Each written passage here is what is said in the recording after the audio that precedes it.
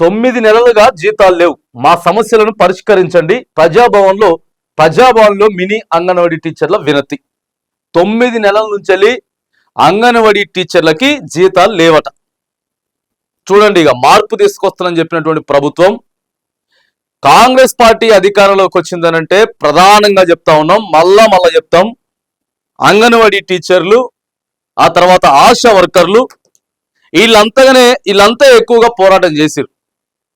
ఇలా కాంగ్రెస్ అధికారంలోకి రావడానికి 9 నెలల నుంచి, అంటే అటు ఇటుగా కాంగ్రెస్ పార్టీ వచ్చిన తర్వాత నుంచి జీతాలు లేవు.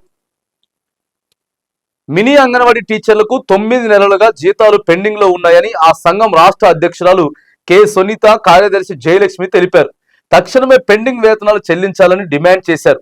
సిఐటియు ఆధ్వర్యంలో రాష్ట్ర వ్యాప్తంగా ఉన్న మినీ అంగన్వాడీ టీచర్లు మంగళవారం హైదరాబాద్ బేగంపేటలోని మహాత్మా జ్యోతిబా పూలే ప్రజాభవన్ కు తరలివచ్చి ప్రజాభవన్ నోడల్ అధికారి దివ్య దేవరాజన్ కు వినతి పత్రం అందజేశారు. ఒకసారి సీతక్క మీరు సమాధానం చెప్పాలి దీనికి.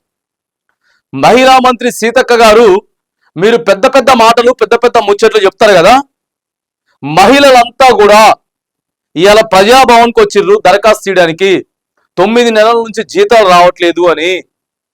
మీ మినీ అంగన్వాడీలని మెయిన్ అంగన్వాడీలుగా మారుస్తున్నాం. ఇంకేంది, వాళ్ళకి ప్రమోషన్స్ వచ్చేస్తున్నాయి.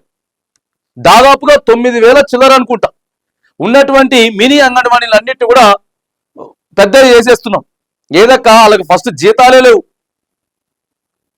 మీరే కదా మంత్రి, ఏం చెప్తారు సమాధానం చెప్పండి. ఆశా కార్యకర్తలకు ఏం చెప్తారు? మొన్న కోటిలో ఈడ్చుకొని పోలేదా ఆశా కార్యకర్తలందరినీ?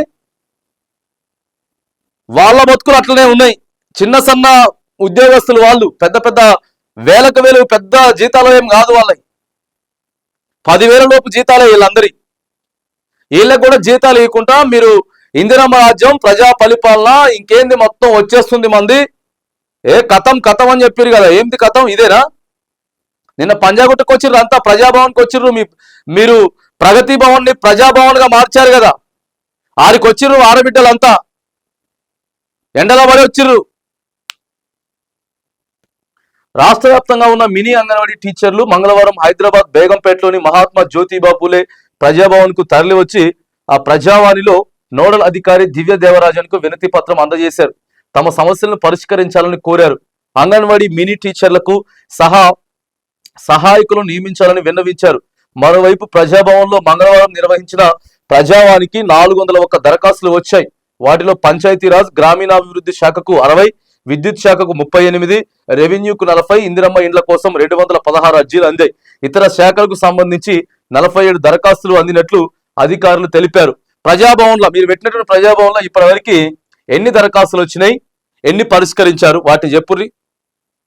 మొత్తం కంచెలన్నీ కూడా బద్దలు కొట్టేసినాం, దొరబెట్టిండు కంచెలు బద్దలు కొట్టేసేసినాం, మేము ఇంకంత ఎవరైనా రావచ్చు అని చెప్పిర్రు కదా, ఎన్ని పరిష్కరించిర్రు, ఏమైతుంది కథ చెప్పుర్రిగా. సీతక్క మొత్తం మీకు సంబంధించినవి ఎక్కువ వచ్చినాయట, మీరే కదా పంచాయతీరాజ్ శాఖ మంత్రి మీరే. ఇక అగో అట్లుంది కథ. ఏదేమైనా కానీ మినీ అంగన్వాడీలది వాళ్ళకి ఆయాలు కూడా ఉండరు. వాళ్ళకి మినీ ఆమె టీచరు, ఆమె ఆయా, పిల్లగాళ్ళని ఆమె తీసుకురావాలి, ఆమె వండాలి, ఆమె పెట్టాలి, ఆమె చేయాలి, మొత్తం ఆమె చేయాలి. ఇక కానీ జీతాలు రావు, అన్ని చేసినా కూడా జీతాలు రావు. సో ఇట్లున్నది పరిస్థితి. దీనికి పూర్తి బాధ్యత సీతక్క గారే వహించాలి. వీళ్ళకి 9 నెలలకు జీతాలు రాకపోయినా, వీళ్ళకు ఆయాలు లేకపోయినా, వీళ్ళని అట్లే మినీ అంగన్వాడీల గురించి వాళ్ళని మెయిన్ అంగన్వాడీలోకి మార్చకపోయినా ప్రతి బాధ్యత సీతక్కే తీసుకోవాలి.